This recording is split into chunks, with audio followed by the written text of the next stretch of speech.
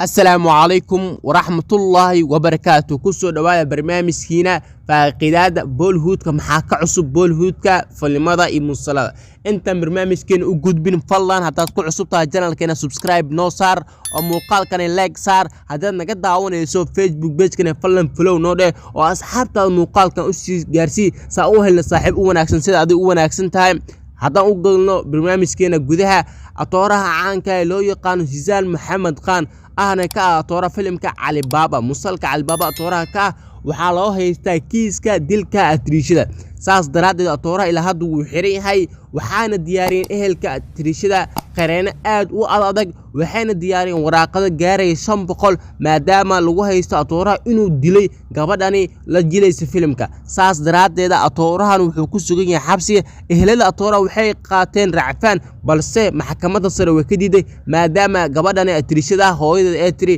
wiilkan gabadheeda ay dilay saas daraadeed wax racfaan lama siin karo ehelada atooran waxay leeyihiin wiilkan hala fasaxo racfaan hala sii inta kiiska la sii baaray asaga sii shaqaysto maadaama uu yahay atoora hadduu xabsi ku sii xirnaanay sumcadiisa hoos u sii dhacayso laakiinse atriishada ehelkeeda oo aan hooyadeeda waxay tiri lama fasaxayo manaankana looma daanay laakiinse ehelada atriishada waxay diyaareen 500 waraaqadood oo ku saabsan kiiskani dhawaan atoora waxaa la soo istaajin doonaa maxkamad dhanka internetka dadka bulshada waxay hindi waxay isla dhaxmareen atoora inuu yahay qof muslima saas daraadeed loo haysto atoora sababtoo atoora waxaa la Hizaal Maxamed Khan saas daraadeed magacaasi muslimnimada ay ku haystaan ee saacada haduu ahaan la qof kale manaanka ay loo fasaxi lahay marka la gaaro xilli dacwada maxkamadda ayuu imaan lahaa lagu leeyahay saas dood ku dhex socota hindiya laakiin se atriishada hooyadu waxay taagantaa wiilkan wuxuu dilay gabadheeda saas daraadeed manaanka looma fasaxayo waxaan la isdhex marayaa inuu atriishada atooraha jecel kala dhaxay kadibna atooraha gabadhan jecelku ula baxay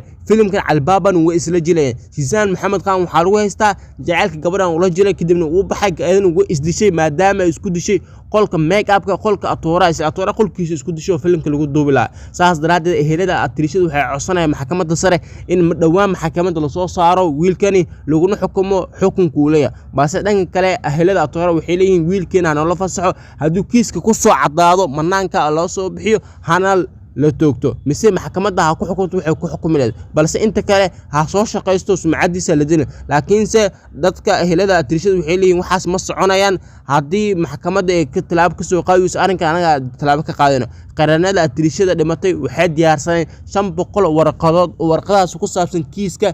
maadaama wiilkan yahay wiil muslima ma haysta qareen aad waaweyn ay ku andacoonayaan wararka ka soo baxay Bollywoodka atoorahani waxaa u muuqataa in loo haysto muslimnimo balse saas daraadeed atoorahani waxaa loo eegayaa in xabsiga lagu qaadi karo ama xukunka lagu filin karo lama sheegin ilaa haddeetan wax ku saabsan kiiskaasi aad u far badan insha Allah wixii ka soo baxay kiiskani anaga nala socodsiin doono ee ku soo dhawaada channelkeena